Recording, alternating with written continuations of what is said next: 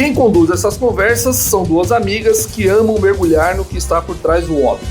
Laura Godoy, psicanalista, editora da revista É Freud, desafia os rótulos e encara o caos humano como matéria-prima de criação. Manu Almeida, jornalista, cantora, transforma sua curiosidade em oportunidades únicas de compreender e expressar as singularidades. Juntas, elas atravessam temas como desejo, relacionamentos, traumas de infância, culpa, amor e tretas. Muitas tretas. Porque entender o que nos move ou nos trava pode até ser difícil, mas a gente garante que aqui vai ser freudástico.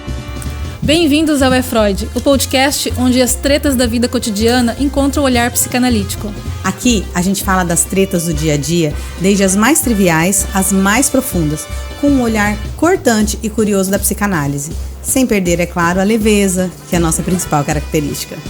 Esse não é um podcast para dar respostas, e sim despertar perguntas. Porque, no fim das contas, quem nunca se viu no meio de alguma treta sem nem entender de onde veio? Oi, eu sou a Manu, eu sou jornalista e curiosa aqui do podcast. E para começar essa nossa temporada aqui, nós escolhemos um tema bem confuso, né, Laura? Sim. Porque se terapia não é conselho, psicanálise... Pra quê, Laura? Pra quê, né? Essa é uma ótima pergunta, Manu. Muita gente chega no consultório ali esperando respostas prontas, já quer que o analista diga o que ele tem que fazer, o que ele não tem, né? Então, é isso, né? Vamos descobrir aqui nessa conversa o que a psicanálise tem para te oferecer e o que ela não tem. Pois é. Quando eu recomendo psicanálise, né, para a pessoa fazer uma terapia, fazer uma análise, eu sempre falo, terapia é vida. E eu escuto com certa frequência, tem pessoas, né, que tem um certo resistência, uma resistência, né? Exatamente. Tipo, pra que eu vou fazer? Tem gente que tem aquele negócio de achar que está se expondo, né? Eu não quero falar da minha vida, eu vou ter que ficar contando tudo. E eu chego lá, fico abrindo...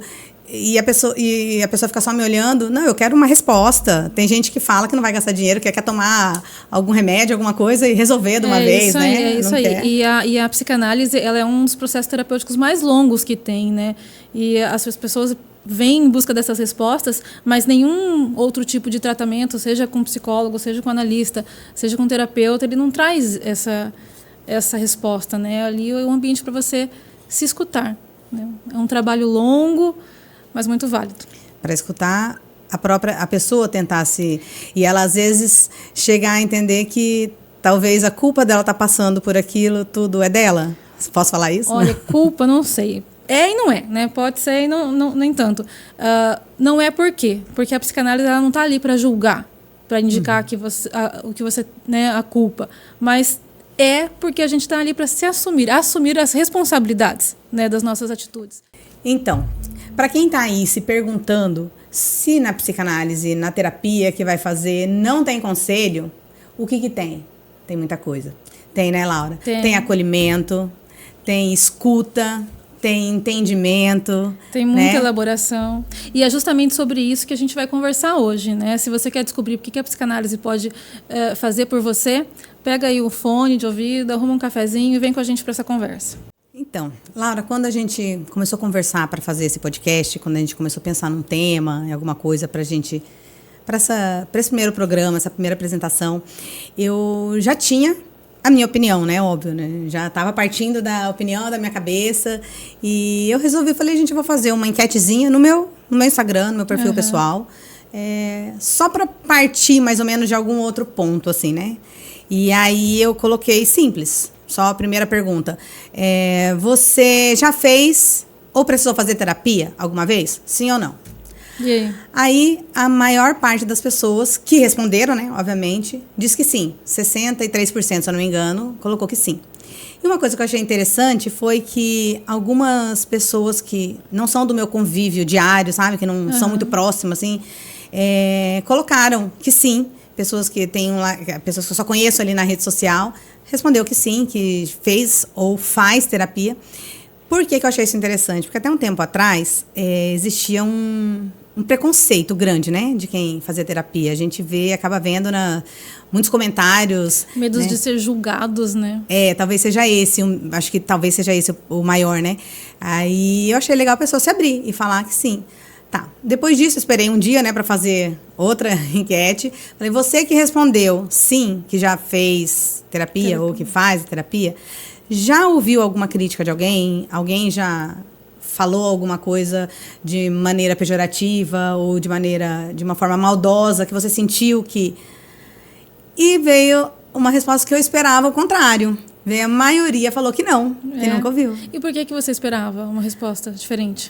Justamente por isso que eu acabei de falar, né? De alguns comentários maldosos que a gente vê até em redes sociais.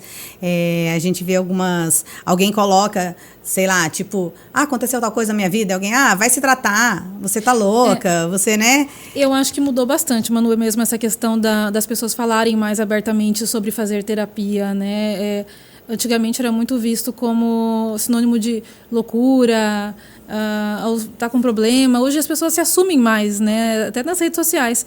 Mas tem muita gente que se esconde atrás desses comentários maldosos. E aí que tá, talvez por isso que eles responderam para você que nunca ouviram, né? Assim, ninguém chega na sua cara e fala, seu doido, tá fazendo terapia, né? Não. Às vezes a pessoa usa a rede social para falar, né? Não fala... eu sou a doida dos comentários, né? Se você vai ali nos comentários, você vê muito comentário desse tipo. Adoro ver alguma coisa que acontece, eu vou lá direto nos comentários e ver. E aí eu fico me perguntando até se essas pessoas que vão ali, né, mesmo escondida por detrás dos seus comentários, não precisam também entrar num processo terapêutico, mas eu estava pensando exatamente isso. Às vezes essa pessoa que está fazendo um comentário ali, é ela que está precisando, né? De alguma ajuda, de fazer algum...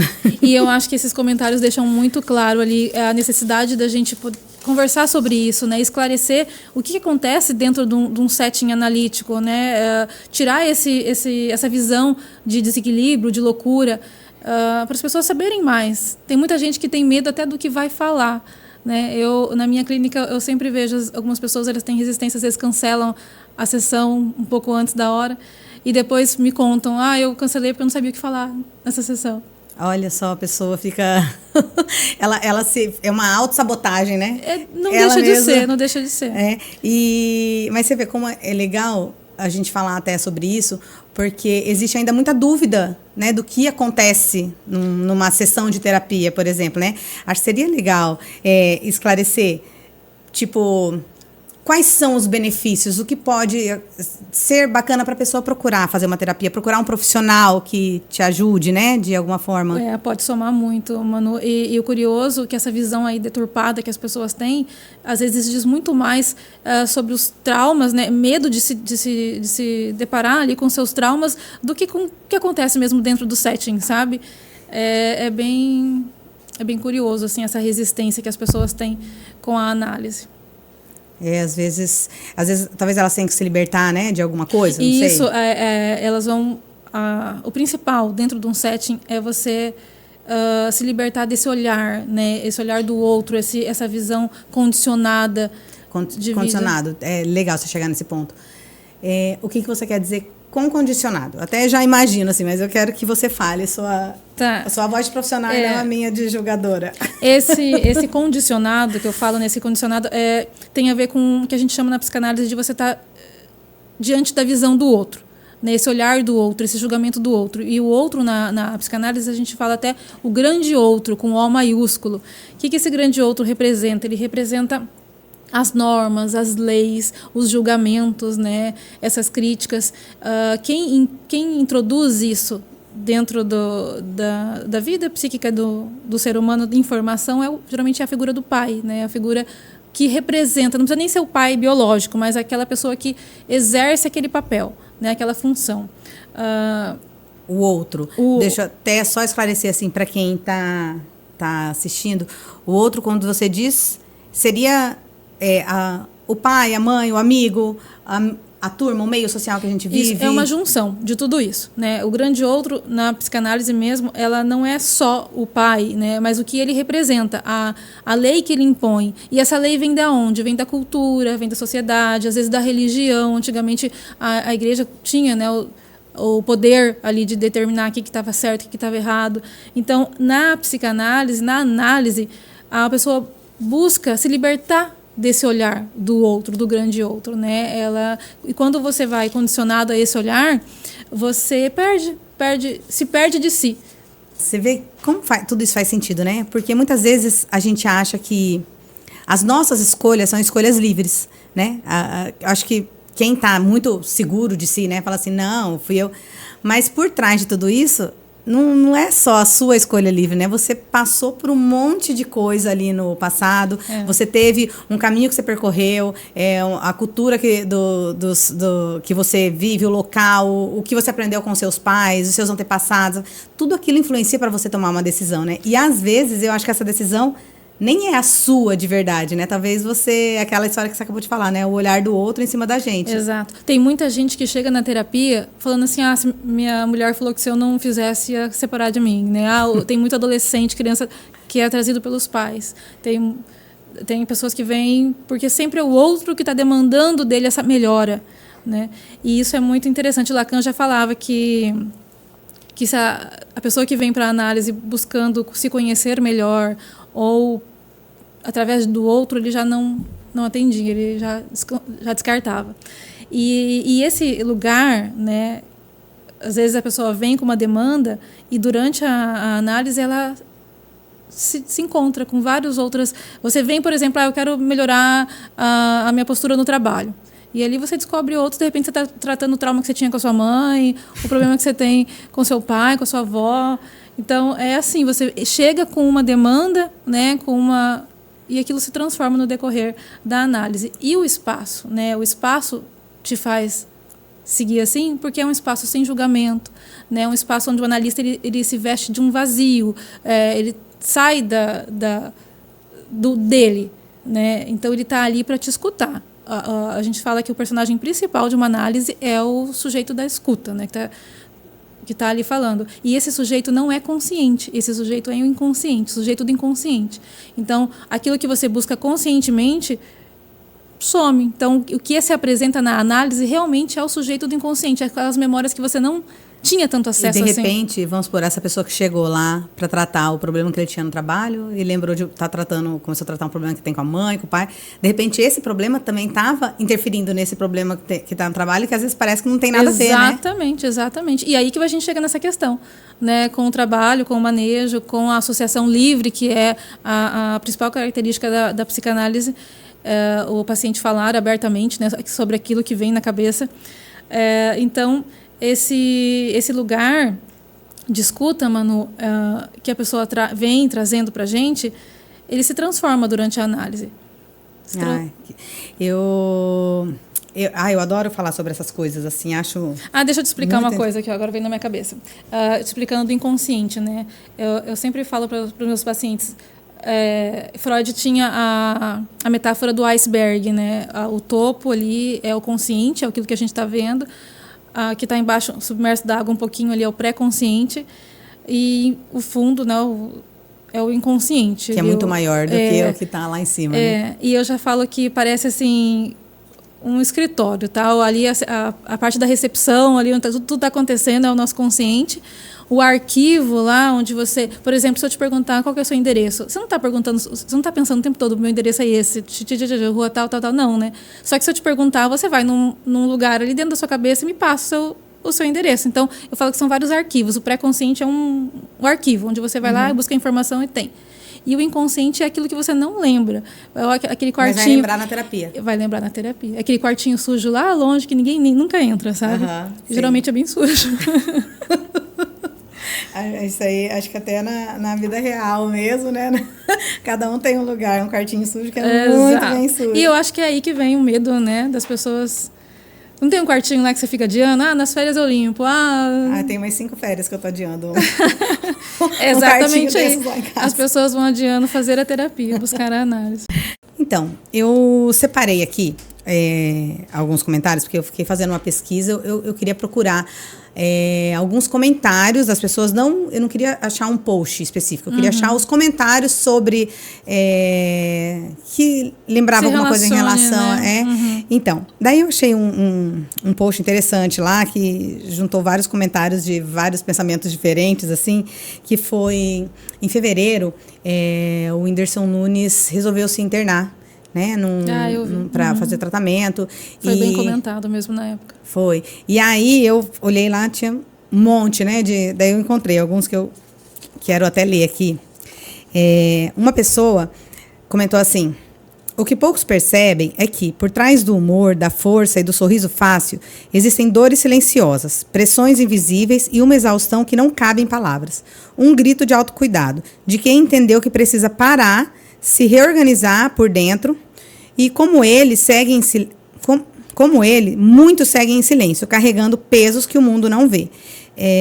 Esse eu separei, tinha outros parecidos com ele, que isso leva àquilo que a gente falou lá no início, de as pessoas terem mais empatia em relação a se fazer uma terapia. No caso dele, ele estava com depressão, então, tipo, procurou ajuda, e você vê várias pessoas apoiando, né, achando que realmente a gente tem que talvez ninguém indicava isso, né, não se falava, vai fazer uma terapia, né, as pessoas não tinham essa empatia. O outro foi: ele nunca mais foi o mesmo depois do final do casamento com a Luísa Sonza. É aquela questão do... julgamento. O julgamento, né? E, tipo...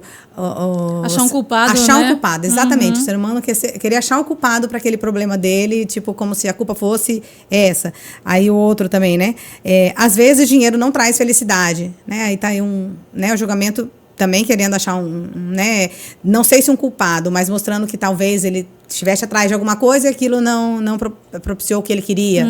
Enfim, outro. O que a droga faz com as pessoas é triste. E nesse mesmo comentário, alguém respondeu para essa pessoa: você também precisa de ajuda, amor? E esse você precisa de ajuda, amor, eu achei que foi uma alfinetada, né? Tipo, a pessoa comentou lá que em relação às drogas, e o outro alfinetou, tipo, como que ela pode provar que é por causa disso? Tipo, você já tá julgando o cara que eu gosto, que eu sigo, e você que tá precisando de ajuda, né? Então... Você vê que são vários comentários, né? Vários olhares aí diferentes, e como eu falei, acho que diz muito mais sobre quem tá comentando, né, do que o próprio assunto ali em si, né? E isso é importante as pessoas pensarem às vezes, sabia? Quando vai tecer um comentário ali sobre o conteúdo desse comentário, pode ter certeza, fala muito mais, o que a gente chama de projeção. Você projeta no outro aquilo que está em você. Aquilo que eu falei também, essa pessoa que está precisando, né? Ela vai tratar. E esse tipo de comentário hoje em dia cria ali uma ideia do que é válido ou não válido, de qual que é a dor que é válida, digna. Esse aqui, sim, esse você pode sofrer. Não, por esse motivo aqui você não pode. As pessoas julgam o que se pode, né, hoje levar para uma análise. Então, eu já vi até alguém comentar assim, que tem usado muito o fiscal da dor alheia, né? Exato, tipo, o fiscal falou assim, essa dor você pode tratar. Não, essa aí não, né? E ninguém, né? As pessoas vivem a sua saúde mental, né? Viver a sua saúde mental, que eu falo, como elas se posicionam, como elas falam sobre as suas dores, como elas falam sobre... Não só dores também, mas se expõem, né? E tem uma outra coisa até que eu vou levar para o outro lado. Você está falando dela expor a dor, né? Falar sobre aquilo. Mas também existe um outro lado que é aquela cultura do silêncio, né? Como se... não vou falar só que assim, a pessoa ela não deve falar sobre a dor dela, ela não deve falar sobre o que ela está sentindo. Mas que, para alguns... Esse ato de não contar, de não falar, é como se fosse um ato de força, como se como se ele fosse forte e achando como se ele não comentar, não falar sobre aquilo, não expor, vai passar, como se fosse, né? Eu já escutei pessoas falar para mim assim, eu cansei de ser a Mulher Maravilha, eu quero ser princesa, né? Eu não quero mais. Quem falou que a mulher tem que sofrer, tem que ficar quieta, aguentar tudo, cuidar dos filhos, trabalhar, né? Eu não quero mais ser Mulher Maravilha, eu quero ser princesa. Mas se for a Mulher Maravilha, todo mundo bate palma, fala, né? E talvez se for a princesa, julgam. Então é muito relativo isso. E o espaço da análise é muito importante justamente para isso, né? Para a pessoa descobrir o mesmo que ela quer. Porque tem gente que não quer ser a Mulher Maravilha, e tem. Pois é. E esse negócio de esconder, colocar embaixo do tapete não é legal, né? Não. E é isso que acontece, né? Quando essas pessoas tecem esses comentários, Manu, atrapalha um pouco a decisão da pessoa até a procurar, né, uma terapia. E o ambiente do terapêutico, ele justamente ele faz o contrário, né? Você aprende a se escutar. Então você não joga mais para embaixo do tapete, você não esconde, você, pelo contrário, vai se libertando, vai desabrochando. Vai fazer muito bem para a pessoa se ela conseguir Exato. enfrentar. Então eu posso falar também, né, que se a pessoa foi lá, teve coragem de expor, eu tô falando aqui, tipo, eu não tô falando de expor pro mundo, expor lá nas redes sociais, não. Eu digo de encarar o terapeuta, encarar um profissional, né? Uma pessoa que às vezes ela nem conhece, nunca viu, e de repente se abrir, contar tudo dela. Talvez seja um ato de coragem também, né? Que ela precisa enfrentar isso, né? Manu, eu acho um ato de coragem e de liberdade também, né? As pessoas querem se libertar dessas dores, parece uma força. Sim, parece uma força. Esse negócio de liberdade até me puxou aqui que muitas pessoas que convivem comigo, que são do meu convívio, né? A gente vê, até eu mesma, não estou falando que eu sou, não. A gente mesmo. Tem coisa que nos prendem, né? Que eu vejo, deixa de fazer tal coisa, porque tem alguma coisa, a gente não sabe o que é, mas tem alguma coisa ali que impede de seguir em frente, ou impede de prosperar, de repente, impede, né? Então, talvez isso seja aquele ato de liberdade, é isso que você está querendo dizer também, né? E tem a ver com o que você falou lá na frente, lá atrás, na verdade, sobre a autossabotagem, né? E esse se resguardar, né? Não querer falar, essa força que prende, como se fosse uma força física, né? Eu comparo com a força da gravidade. Ali você fica naquele lugar, né? E eu chamo isso de zona de conforto. Eu sempre falo para os meus pacientes que a zona de conforto nem sempre é tão confortável assim, né? A gente se acostuma a ela porque é um lugar conhecido já. Zona de conforto vai trazer um pouquinho de desconforto. Na análise você vai se sentir desconfortável. Eu falo que é uma montanha russa, né? Começa assim, as primeiras sessões de análise a pessoa acha que ela tá naquela subida. Ai, nossa, eu tô melhorando, tô bem. E aí começa a destravar as memórias, começa a vir as questões. Lembrar de coisas, aquele do inconsciente, né? A descida, né? A descida brusca. E depois a gente sobe de novo e vai nisso. Mas nada tá ali para ser consertado. Sabe, você está ali para se deparar com uma memória que te traz gatilhos, né? E talvez esse lugar que você aprendeu a estar, essa zona de conforto, te protege, porque o psiquismo ele quer proteger você de dor, de sofrimento. Ele vai em busca do prazer, né? Então você fica naquela zona de conforto justamente por isso, porque ali já é um ambiente controlado, já é um ambiente que você conhece. Então, quando você sai dessa zona de conforto, você começa a se deparar com as memórias, né, com esses gatilhos. Eu falo muito gatilhos emocionais. E esses dias eu até postei no Instagram, eu estava no mercado e eu vi um pacotinho de sequilhos. Estava até escrito assim, desde 1980 alguma coisa. Quando eu vi a imagem daquilo lá, me deu uma nostalgia, assim, me veio uma sensação. Comprei, guardei lá, não tinha comido ainda. Passou um tempo, fui lá e comi. Na hora que eu coloquei na boca, parece que veio um monte... Eu me senti uma angústia, eu não sei explicar se era coisa boa ou coisa ruim, sabe? Mas era uma sensação de que como se eu tivesse já vivido aquilo. Uma sensação que eu estava sentindo ali de... Então, são esses gatilhos emocionais. Você vê uns sequilhos. Me despertou, me trouxe lembranças, né? Até que eu levei para minha análise pessoal. Você vai ter que fazer terapia, porque você não sabe se foi alguma coisa ali que te trouxe, engraçado, né? tipo... É isso que a gente vai descobrindo, né? E por isso que o processo da psicanálise é tão longo, porque a gente vai se deparando com tantas coisas aí ao longo do processo e nem sempre é ruim, né? Às vezes são coisas que a gente precisa só reviver, lembrar. Você falando assim, eu vou fazer uma pergunta agora. Porque acredito que quem nunca fez uma terapia, quem nunca procurou esse tipo de ajuda, um profissional, não, mesmo a gente conversando aqui, tentando mostrar que é como se fosse uma sessão, né, de terapia, talvez, mas ainda não sabe o processo, né, como que funciona. Vou te fazer uma pergunta. A terapia, qual é o objetivo assim, da terapia? Porque a gente falou muito de dor. É só para quem realmente está sofrendo muito? Alguém que precisa tratar um sofrimento, uma depressão, Não necessariamente, né? Geralmente as pessoas buscam a terapia porque alguma coisa deixou de funcionar, né?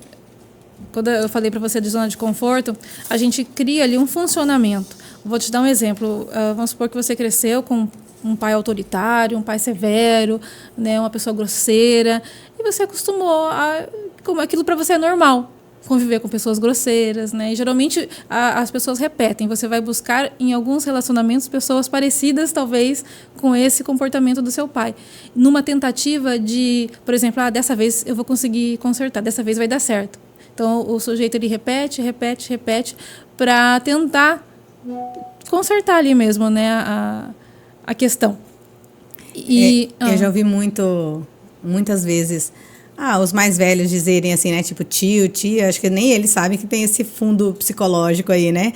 Eles falam assim, geralmente a mulher procura no marido que seja parecido com o pai. E o menino procura uma mãe. Né? E não deixa de ser. Né? Não deixa de ser. Quando você tem essas questões não elaboradas, as pessoas falam mal resolvidas, você vai querer resolver. O seu inconsciente, o seu psiquismo, ele quer resolver. Né? Então, ele vai talvez tentar resolver aquele problema do pai no... Isso. Essa repetição é inconsciente. Ninguém pensa assim, eu vou... Né? Mas acontece. E quando você me perguntou, na verdade a gente até desviou, né? Você me perguntou por que era bom, qual que era a função mesmo. Perguntando qual o objetivo, se realmente isso ia servir só para quem está sofrendo muito. Então, exatamente. É esse lugar, né? Às vezes a pessoa busca porque alguma coisa deixou de funcionar. Né? Então, eu estava falando ali do lugar que você se encontra num ambiente, num casamento, num relacionamento onde a pessoa é grosseira, é estúpida, aquilo te incomoda. Você você sabe que não está certo, né? Vamos dizer assim, nem sei se é certo ou errado, mas não está correto, você não se identifica naquele lugar. Mas, de certa forma, é conhecido para você, porque você viveu a vida inteira com um pai grosseiro, um pai autoritário. Então, é difícil você sair desse lugar, mas alguma coisa te incomoda. Então, você vai começar a procurar, né? Ou conversar com um amigo, ou conversar e até procurar uma terapia. E ali você vai descobrir por que vem a repetição, né? Então, tá vendo? Quando eu falo... E isso é importante falar, que você não vai descobrir, o terapeuta não vai chegar para você e falar, olha, você está repetindo, você vai... Com o manejo correto, você chega nesses insights. Que é aquilo que eu falei, quando tem gente que chega e fala assim, não, eu quero que ele me fala de uma vez, né? Uma vez não adianta falar também, né? Porque se ele não entender que ele passou por aquilo, ele não vai absorver também, né? Não vai tentar... Precisa. Esse insight precisa vir do paciente. Do paciente. E uma vez eu falei para minha analista que eu achava a psicanálise mágica. Ela me falou, não, é o trabalho, né? É seu, né? Isso como se estivesse falando, é minha conquista. Né, esses insights, mas eu ainda acho que é mágico o manejo, toda a técnica, eu acho lindo assim, esse desaflorar. Você é apaixonada, eu sou apaixonada pela psicanálise. Então, tá vendo? Quando eu falo que terapia é vida, é isso aí, todo mundo pode se beneficiar, né? Não é só quem está sofrendo. Todo mundo, de todas as idades, criança, adolescente. É bom que você falou. Criança também, né? Que ainda existe um certo preconceito em cima de, criança fazer terapia. Criança também, né? Criança pode se beneficiar, e eu já acho que desde cedo, quanto antes puder, a criança também sofre, criança também sente. E a diferença está que ela não consegue conversar. Às vezes ela não consegue se expressar. Ai, mãe, senta aqui que eu estou sofrendo por causa disso. Não, ele vai apresentar com birra.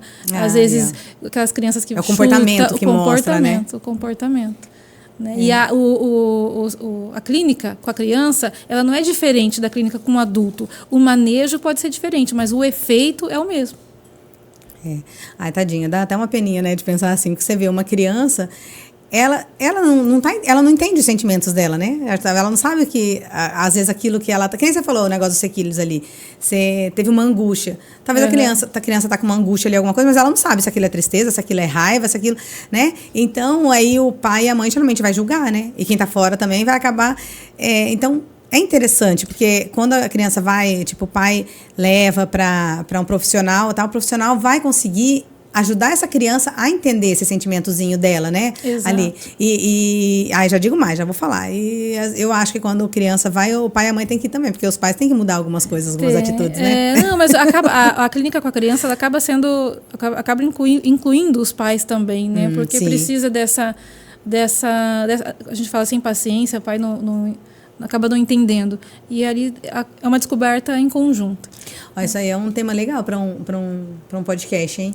A gente colocar aí aquela questão, porque tem pai que fala, eu vou levar meu filho pro psicólogo, mas o pai não quer saber dele mudar, ele quer que a criança mude, né? E não quer entender também, assim, que a criança mude, pronto, não é problema. Não vamos romantizar também que todos os pais estão interessados, né, Manu? Às vezes ele só quer deixar lá e ajeita aí, conserta aí, né? E mais uma vez, terapia... Nenhum tipo de terapia é conserto. Pode ser que gere bastante treta isso, mas eu sugiro a gente colocar isso numa próxima conversa. É verdade. Vamos lá. Outra coisa que eu queria perguntar para você. Tem, agora o contrário, né? Tem algum tipo de pessoa, alguma pessoa que não devia fazer terapia? Tipo, para esse tipo de pessoa, terapia não é indicado. Não adianta. Isso aí já dá outra treta, né? Olha... Deixa eu pensar. Eu acho que a terapia pode ser perda de quando a pessoa vem atrás dessas respostas prontas aí. Já quer, me fala o que eu tenho que fazer para melhorar, me fala o que eu tenho que fazer para ser feliz, né? E outra coisa também, até nessa última edição da revista, Relações Transferenciais, eu falei sobre isso. Existe a ética do analista, mas existe a ética do analisando também, né? E ele precisa se implicar, ele precisa estar aberto, né? Não existe uma análise se não tiver transferência, Freud já falava isso. Então, se não tiver ali, o paciente não tiver disposto a falar, a trazer as questões, não tem, se não tiver implicação, respeito com horário, constância, até com pagamento, né? Entra ali com uma questão também fecha o setting analítico. Então, a pessoa que não... É aquela que não está preparada, né? Tem gente que não está preparada, né? Tem gente que não... E daí essa que também não está preparada vai voltar àquele assunto que você falou ali, a autossabotagem. Ela vai inventar uma desculpa para não ir. Aí, vai fazer 2 sessões e vai pensar, não era aquilo que eu estava esperando. Esse negócio de preparada é engraçado, né? E daí ela não vai voltar nunca mais, não vai nem aparecer. Ou vai... Lá na frente, quando aquele problema que ela estava tentando tratar voltar à tona e de forma pior, né? Porque às vezes volta... É aquele negócio que eu te falei do deixar de funcionar, né? Para de funcionar. Esse funcionamento, às vezes a gente funciona... Esse funcionamento funciona, que doido isso. Mas é porque a gente adquire mecanismos de defesas que ajudam ali. Até às vezes antecipação, aquela pessoa que antecipa tudo o que vai acontecer. Eu não vou fazer isso porque vai dar ruim ali. Então, tem a projeção, tem vários tipos de mecanismos de defesa que também dá um podcast só sobre isso. E eles nos protegem dessas dores, dessas memórias, né? Então acaba assim, como se fosse uma maquininha funcionando. De repente a engrenagem solta, aquele ali não funciona mais. Por exemplo, o marido, o namorado grosseiro, mesmo que eu tive um pai grosseiro, já não está mais, não consigo mais, isso aqui não é para mim, né? Eu me vejo ali numa situação onde não quero estar aqui. E aí... ela não consegue sair daquela situação e também não consegue entender por que ela não consegue sair. Exato. E é aí que a análise entra, né? Aí que a terapia, acho que de qualquer abordagem entra. Como eu sou apaixonada pela psicanálise, eu vou puxar a sardinha para o meu lado, né? E eu acho a psicanálise interessante porque ela lida com ela não lida com o ego, com a consciência, ela lida com o inconsciente, aquilo que está lá guardado, você acha que você superou, né, de alguma maneira, mas ele continua influenciando. E essas memórias, Manu, ela muitas vezes elas nos controlam. Sabe aquela, não sei por que eu fiz isso, não sei por que eu agi assim, não sei por que eu falei tal coisa. Vem desse lugar do inconsciente. E o inconsciente, ele sempre quer falar, ele quer sair de alguma forma. Eu falo para os meus pacientes que é como se a gente tivesse lá dentro da cabeça uma caixa cheia de memórias, de questões, e tem um gigante assim sentado em cima dele, só que essas memórias ficam batendo, querendo sair de alguma forma. E elas saem através dos sonhos, das piadinhas, sabe? Toda brincadeira tem um fundo de verdade. Sei. No ato falho, quando você troca assim, alguma palavra por outra, tudo é a voz do inconsciente ali, de alguma forma querendo escapar. Olha só como você é boa, hein? Me tocou. Não, por que eu falei isso? Porque realmente, quando eu fui procurar fazer terapia, fazer alguma coisa, tinha alguma coisa ali que estava me incomodando, que eu não sabia o que era. Hoje eu sei, né? Hoje eu já consigo lidar com aquilo, vamos dizer. Mas tinha alguma coisa lá que aconteceu, né, ali no passado, coisa que estava me incomodando, não estava me sentindo bem, que nem você falou, estava... eu acho que soltou, né, a arruelazinha ali e falou, não quero mais que seja assim, não é desse jeito. E eu não sabia o que era aquilo, né? E fui atrás e aí eu acho que eu estava preparada aí para fazer, né, uma terapia. E eu falo que depois daquilo, além das terapias, eu fiz um monte de autoterapia, né? Eu mesmo autoanálise. uma autoanálise, eu mesmo me analisando e pensando, não, peraí, né? Eu converso comigo o tempo inteiro, né? E é engraçado que você pode pensar aí, nessa época que você estava buscando, teve outras coisas que você procurou, tipo, fazer um pilates, vou fazer uma academia, vou fazer uma luta. Sim. Geralmente a gente sublima. Nossa, Isso chama a gente vai mudando, a gente vai buscando... Mudando vários hábitos, a gente tenta mudar de... É verdade, olha só. É uma das características... É um dos nossos mecanismos de defesa. Olha só, interessante. E assim, que a terapia, ela não promete felicidade, né? Ela não tem... Não promete felicidade, mas esse se conhecer, né, essa aproximação aí com os seus desejos de verdade, que são seus, não do outro, né, quando você se desvencilha aí desse olhar, dessa necessidade de agradar, porque esse desejo do outro é justamente isso, você se toma por ele. Então, o que o outro deseja, eu vou satisfazer. Eu vou estar sempre ali tentando entregar o que meu marido espera de mim, vou tentar entregar o que meu pai espera de mim, mas o que você quer? O que eu espero de mim, né? O que faz, né? Realmente você funcionar, seguir a vida e... Eu falo assim que, para quem me conhece, direto eu falo as coisas assim, para quem me conhece mais próximo, eu falo que a frase da minha vida é aceita que dói menos.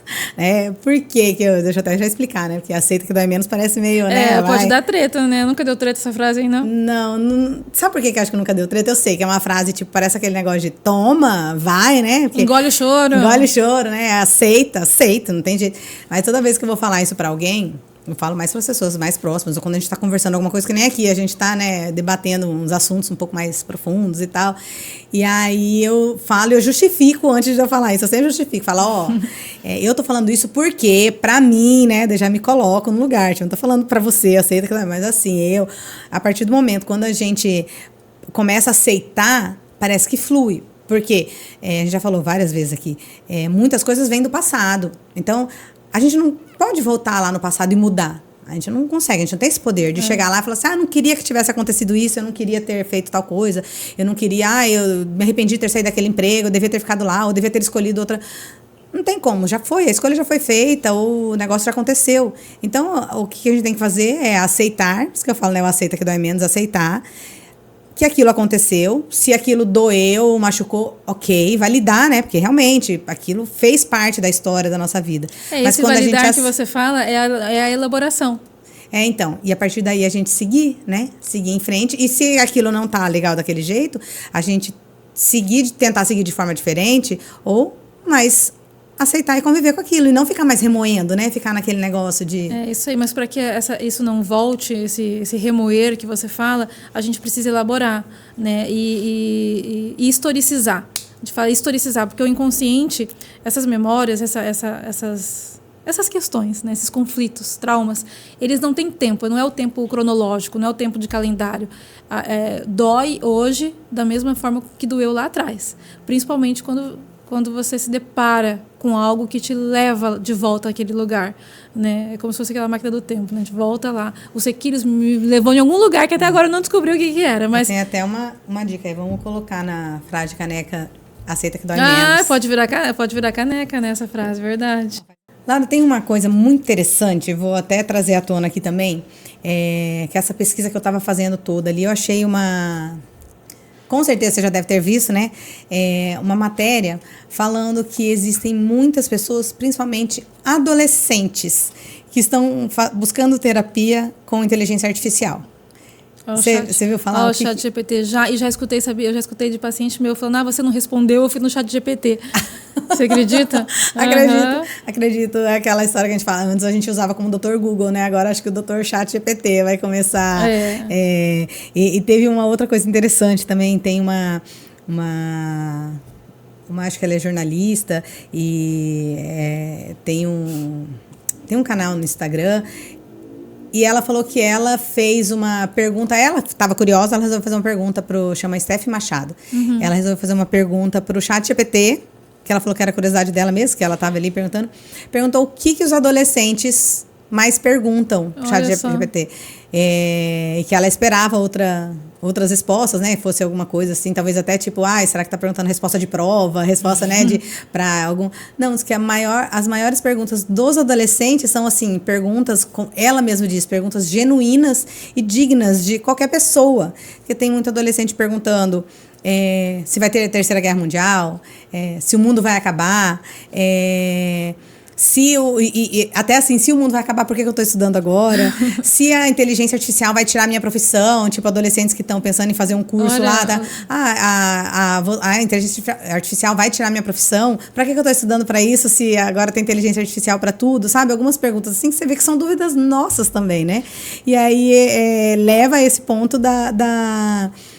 de ter muitos adolescentes tentando fazer uma terapia com inteligência artificial. O que você pensa disso? Olha, como eu te falei, né? Eu até escutei já do paciente meu falando, você não respondeu, eu fui ali no ChatGPT. Eu acho que a terapia por ChatGPT, por IA, ela é uma simulação de uma conversa, né? Tipo, uma simulação. Qual que é a diferença? Por que ela pode favorecer e o que ela não pode? Você vai falar ali, principalmente o adolescente, eles têm medo de ser julgados, né? Já são julgados. Esses dias eu estava conversando com a professora da minha filha e eu falei, parece que os adolescentes já são marginalizados pela sociedade, né? Na escola, todo mundo já olha para eles meio torto, assim, como se eles estivessem sempre fazendo alguma coisa errada, né? Então eles têm esse medo, eles já estão assim, cascudos, né? Que se diz. Tadinho, fica até com dó. Isso, de levar os chacoalhões. Então a IA não vai falar para ele, vai limpar seu quarto, fica quieto, não fala isso, né? Então eles vai responder tudo que eles querem ouvir e parece que fica mais fácil, né? Então eles encontram ali na IA acolhimento, talvez, uma escuta, eles respondem, mas precisa, o que falta? Eu já ia chegar nesse ponto. Eu acho que você vai responder o que eu... Deixa eu perguntar primeiro. Tá, vamos ver. Tá. Se você não acha que isso é preocupante. Porque, assim, a gente sabe que um processo de terapia não envolve só isso, né? Porque, por exemplo, o adolescente... Muitas vezes o adolescente, ele tá aí, que nem você está falando, ele já tem aquele medo, ele vai contar alguma coisa já com medo de ser julgado. Então, de repente, ele vai conversar com a IA da forma que ele quer ouvir, né? Ele vai contar uma coisa, vai perguntar alguma coisa que ele está sentindo, mas já esperando uma resposta que vai falar para ele sem julgá-lo ali, né? Naquele momento. E a verdade... Na terapia, o terapeuta precisa fazer com que ele se escute também, né? E ele não vai ter isso com a IA, né? O efeito que a gente precisa, né, para elaborar alguma coisa, vem através dos insights, né? Vem talvez de um corte necessário que a IA não vai fazer. Quanto mais você perguntar, ela vai continuar respondendo, né? Às vezes o silêncio, e precisa de alguém ali para sustentar isso aí, né? Precisa um outro que sustente esse silêncio, que sustente esse corte, né? Que realize esse corte, que faça uma interpretação correta, levando em consideração ali toda a subjetividade do sujeito, né? Não só o que ele digitou ali, o que ele falou. Então, por isso, mais uma vez eu volto, o processo terapêutico é longo, né? Mas ele vem com muito respeito à sua subjetividade, com a sua história, né?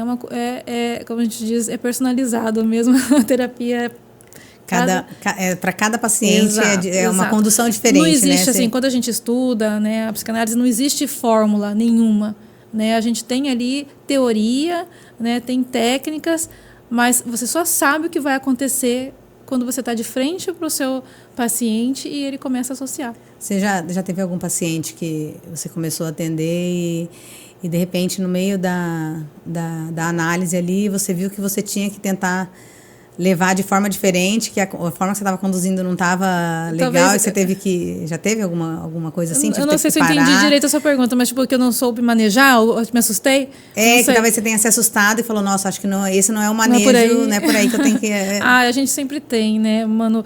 Principalmente quando a gente se vê no paciente, né? A gente não pode, a gente tem que estar ali, como é que diz? Neutro. A neutralidade tem que estar... Então, eu não posso pensar nas minhas dores, eu não posso ver nele, né? E esse processo, que a gente chama de contratransferência, é o que o analista sente do que o paciente está trazendo. A gente lida com isso fora da análise. Eu lidaria com isso na minha análise pessoal, na minha supervisão, né? Mas não deixa de ser muito importante para a análise, os sentimentos que o analisando desperta no analista. Mas respondendo a sua pergunta, não me vi até então assim, numa situação, mas acontece, geralmente a gente faz um corte ali, quando a gente sente essa questão. Tem sessões de análise, às vezes, não existe tempo, né? A gente fala de 45 minutos, 50 minutos, 1 hora talvez, mas tem momentos que a gente precisa parar uma análise ali com 25 minutos de sessão, às vezes com meia hora de sessão. Que de repente por isso que eu te falo, e é o momento talvez que a gente precisa deixar o paciente pensar, né? Refletir. Ele tentar... em vez de pensar, pegar e falar né? assim, peraí, vem cá, você vai pensar sobre isso. Não, você faz o corte na hora ali e ele vai ficar com aquilo com aquilo para elaboração. E eu falo sempre assim, o processo de análise mesmo, ele acontece não na sessão, ele acontece na semana que corre. Você até a próxima sessão. Isso, você fica refletindo, aquilo vem, você começa a ver aquilo no seu dia a dia. É muito louco isso, né? É muito doido. Eu acho lindo, na verdade. Não, é lindo. Nossa, a mente do ser humano é linda. Às vezes é ridícula também. Aí a gente deu uma enrolada que saímos totalmente do foco que a gente estava falando, porque eu acho muito importante só a gente retomar para isso, em relação a IA, né? A IA, essa terapia com IA. Eu acho assim, é preocupante. Ela não substitui. Vamos fazer um alerta. Às vezes ela ajuda, mas não substitui. Principalmente para os pais, né? Alerta para não ver, né, o que o filho está precisando. Vamos observar, diálogo. Muito diálogo, né? Isso é o principal. E ver se ele realmente estiver precisando, me ajuda a procurar um profissional, né? Isso. Uma vez me perguntaram assim, me mandaram uma mensagem.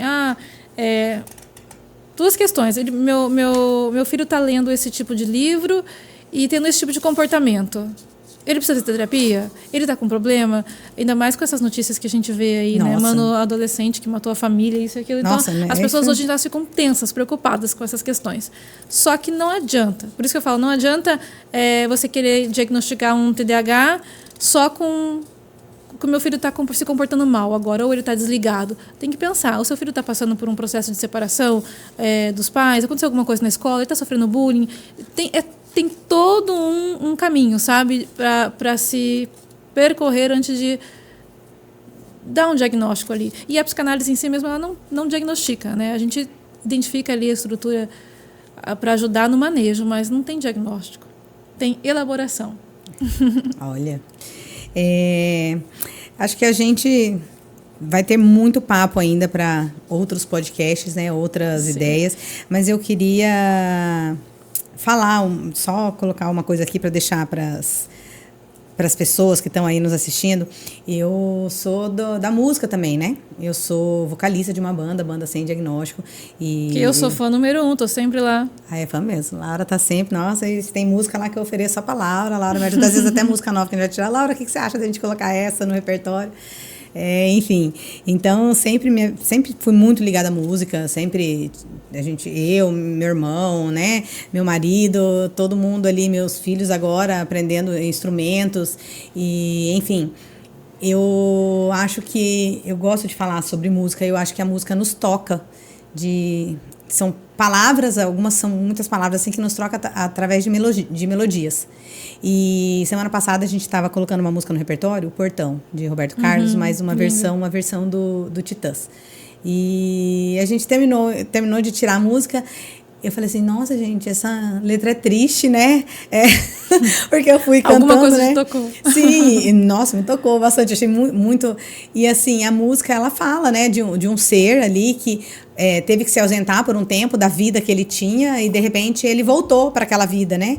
E aí ele vai fazendo os comentários, né, que eu voltei porque aqui é o meu lugar e, de repente, eu não sei que processo que ele passou, por onde que ele, né? Eu falo, minha mente fica assim, fazendo 1000 perguntas em tudo, né? Mas, de repente, ele deve passar por algum outro tipo de processo, alguma coisa, sair dali para ele entender que ali era o verdadeiro lugar dele, sabe?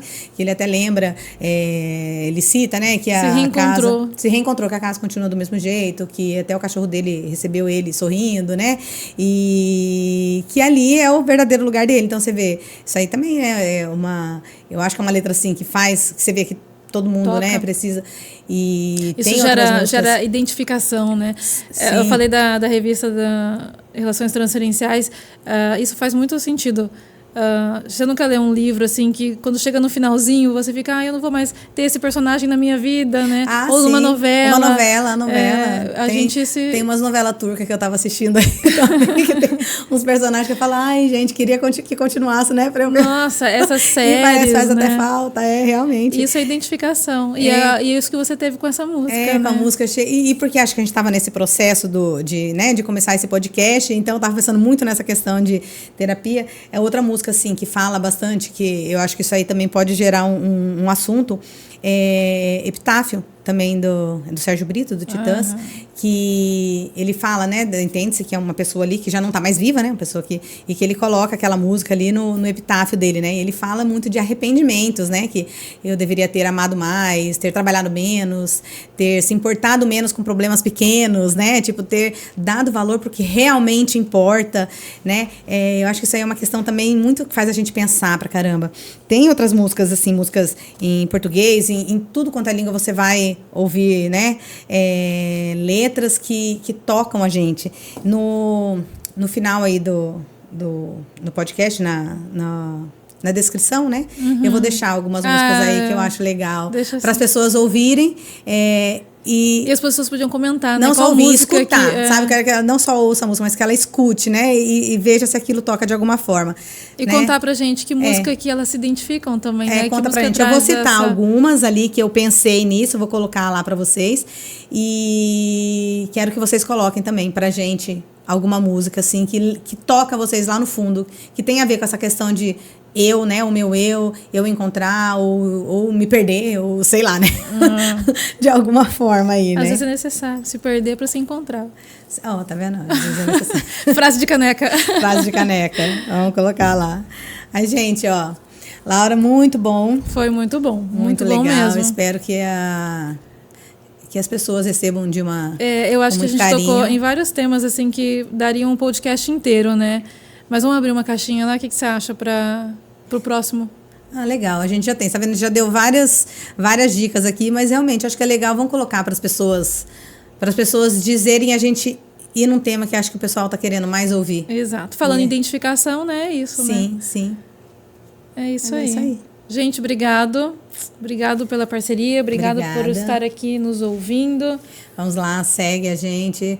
Olha, vou dar uma dica. Espero que deu para esclarecer um pouquinho aí sobre o processo de análise, né? O que acontece ali dentro do set. Sim, que as pessoas valorizem, né? Não só esse processo, mas o profissional que está conduzindo esse processo. E né, não Laura? tenham medo, né, de procurar, não tenham receio, não se comparem, não deixe as pessoas julgarem, né, o que você... Eu falo, é libertador quando você não liga porque os outros vão pensar, quando se vão te julgar ou não, é libertador. Então não deixe passar por isso, porque tentem, né? Pelo menos tenta, a gente é um processo, aí, né? Tem que tentar, depois volta de novo e volta de novo. Exato, então aí. Tá, eu falei uma dica, né? Gente, olha, a gente citou algumas coisas aqui que ainda não é assinante. Tem a revista Freud, isso aí. A revista que aborda os assuntos assim da psicanálise de uma forma muito didática, muito leve, que é gostoso de ler, tá? Não tô falando porque a Laura que escreve aqui, que coloca, né, o conteúdo psicanalítico ali dentro daquela revista, mas assim, é muito bom. Isso aí, assinem lá, para ter até acesso ao podcast e outros materiais. E esse foi o primeiro episódio do nosso podcast, Freud, Tretas da Vida Cotidiana. Mais uma vez, eu sou a Manu, sou jornalista e curiosa aqui desse podcast. Eu sou a Laura, psicanalista, editora da revista Freud. E até a próxima. Até a próxima.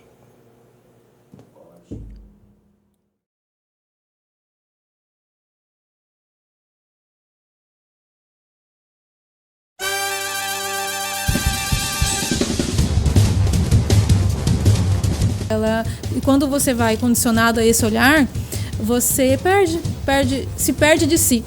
perde-se dos seus desejos, né, os seus próprios desejos. E você... me perdi. Você vê... eu falar assim... No final, me perdi. Você perdeu aí, você dá um cortezinho aí, sei lá, se... Você quer voltar alguma coisa? Não, mas dá, né? Não precisa voltar tudo isso, não, né? Você corta pra aí, né? Que daí já... Não. Que eu fechar a boca, você corta. A dobra aqui tá aparecendo, eu tenho que voltar a dobra, a banha aqui da barriga. Ele falou que tira tudo. vai me deixar loira. Nossa, essa dobra aqui é só na faca, essa não vai ter jeito. Assim, tá bom? Vou ficar de um jeito que eu vou me mexer menos, porque senão eu me mexo demais o dia inteiro. Eu, se eu ficar escorada aqui, eu também não sei se eu tô muito torta na imagem, tô? Tá, se eu ficar escorada aqui, eu paro de me mexer tanto. Eu tenho, mas eu vou aprender. Deixa a gente ficar famosa, ele vai querer nos produzir. Mas a gente não vai te abandonar, não, tá? Vamos ficar... Já viu o nosso estúdio aqui, ó. Principalmente depois que a gente conseguir uns patrocínios. Aproveitar, você cortou aí, né, Murilo? Um negócio, lembra que você tinha falado pra eu falar alguma coisa do